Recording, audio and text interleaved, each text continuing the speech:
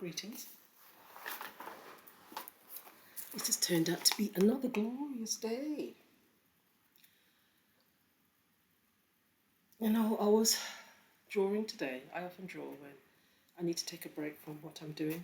I do live a very busy life, and I enjoy it, but sometimes you do need a break to contemplate, to self reflect, to evaluate, to understand how you're moving forward, how I am moving forward. And I live the life of a chem. Okay, I'm a chemetic woman, um, which means I live um, how my ancestors used to live, or I try to, as much as possible, living here in the West, try to live how my ancestors lived, try to think the way that they thought, try to eat what they eat.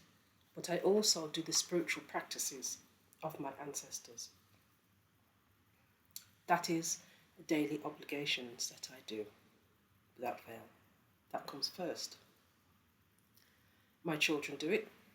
My grandchildren do it. Sometimes I need a little bit of a nudge, but they do know that this is important. And when I do transition, they'll remember what I did and why I did it.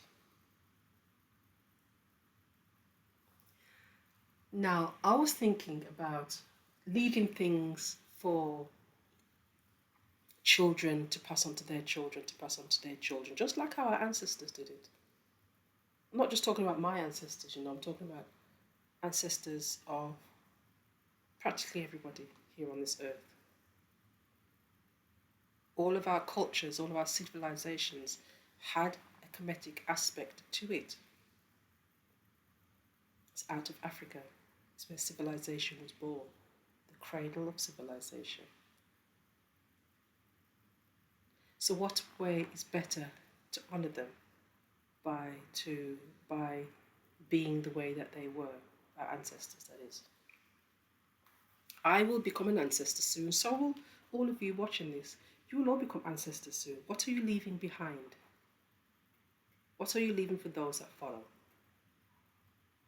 So I started thinking that, and I started thinking about the youth and the free fall that they are in at this moment and the problems that they are having because we are not leaving anything for them.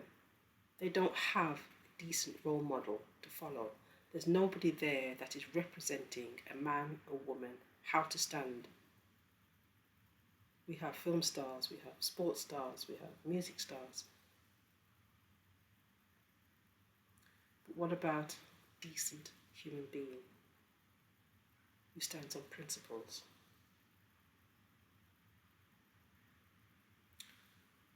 Who is following them? So I'm going to read to you just a short story. And this story is from this book. This book is a bit messy at the moment. The Initiatic Tales of Egypta, written by Nebnaba Lamusa Morodenivic.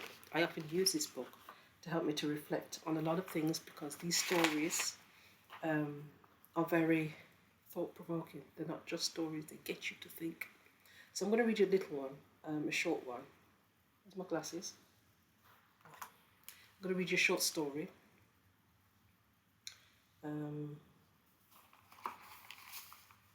Here we go. The story I'm going to tell you happened in a new and the story I'm about to tell you happened in an oasis of the Sahara Desert on the route of the salt between the city of Marrakesh and Timbuktu. The chief of a nomadic family decided to establish the family in an oasis. The son of the chief was simply the typical image of what we would call a spoilt child. No one in the small oasis would dare complain to his father. It was clear it was never that way before. All the children of the oasis were well educated. They knew how to respect their elders, and they always listened to advice. Every kid in the oasis was a child of every father and every mother, of the oasis. Every kid could be punished or rewarded by every adult. Yes, every kid but the son of the chief of the oasis. The chief, seeing himself as being above the rest, was without a doubt thinking that his son deserved to be spoilt.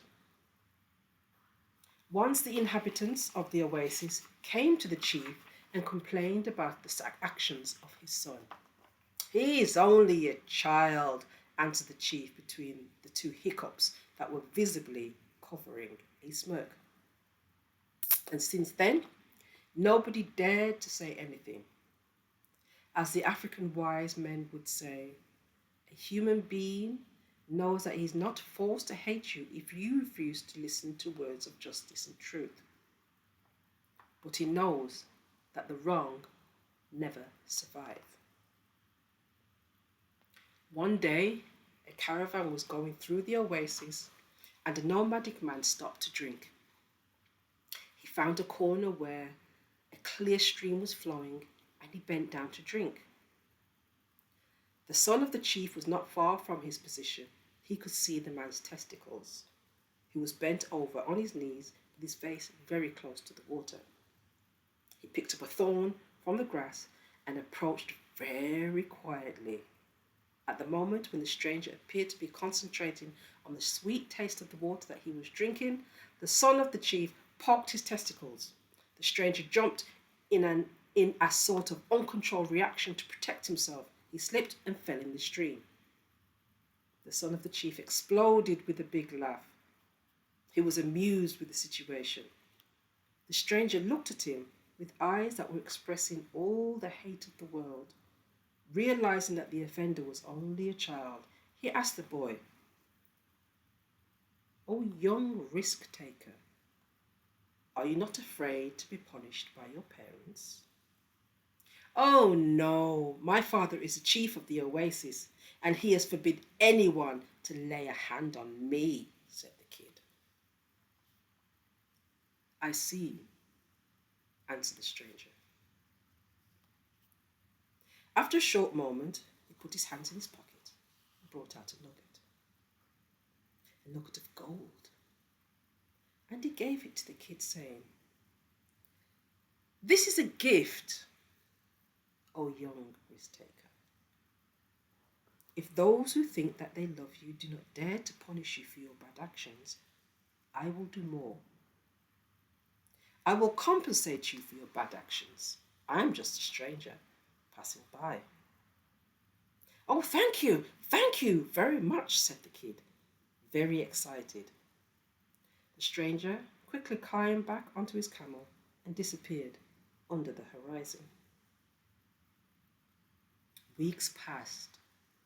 Then one day, while the chief of the oasis was relaxing and drinking the traditional Atawa tea of the desert under the shade of the palm tree, he saw a group of women coming to him that were crying, and they were carrying the body of a child. This child appeared to be dying from wounds caused by a sword. "Oh, chief, your child has been assassinated by a stranger," the woman was shouting. "Your child is dead." The chief received the information like a cold shower. He started asking, "Why would a stranger attack a child?" One of the women explained that apparently one day the son of the chief came to buy a big needle and a lot of other things with a nugget that he explained was given to him by a stranger as a reward for the fact that he poked the stranger's testicles with a thorn. He said that before the stranger left, he made him understand that he would make a lot more gold if he was poking people's testicles with iron needles, said the woman to the chief. Apparently, he went back to the stream with a big needle, waiting for strangers to come and drink, expecting that someone would expose their testicles. When he found somebody that exposed their testicles, he stabbed them with a big needle just with the mid-need that he had just brought, with all of his strength. While the stranger was groaning and writhing in pain, the son of the chief was laughing strongly and loudly. The stranger pulled out his sword and stabbed him in the stomach. The chief, in a moment of desperation, brought out his sword and asked every strong man of the oasis to come with him in the pursuit of the stranger. This stranger is an assassin, a vicious criminal that did not hesitate to attack a child. We have to avenge for the death of my son, he said. The people did not agree with him. Really? Asked a voice in the crowd. Which one of the strangers will we pursue? The one who gave him the gold nugget for poking his testicles with a thorn, or the one that killed him for poking his testicles with a needle? And what about those who thought they loved him by not putting any limits or restrictions on him? Those who watched him slowly gathering with all the recipes that would make him a bad person? Those who watched him prepare for himself for assassination? Those who helped him prepare for his own premature death? Where are the responsibilities? His voice was resonating in the chief like a bronze bell, vibrating to the depth of his soul. He relived many situations where he simply let his emotions of a father loving his son take over his responsibilities as a parent, preparing his child for the adult world.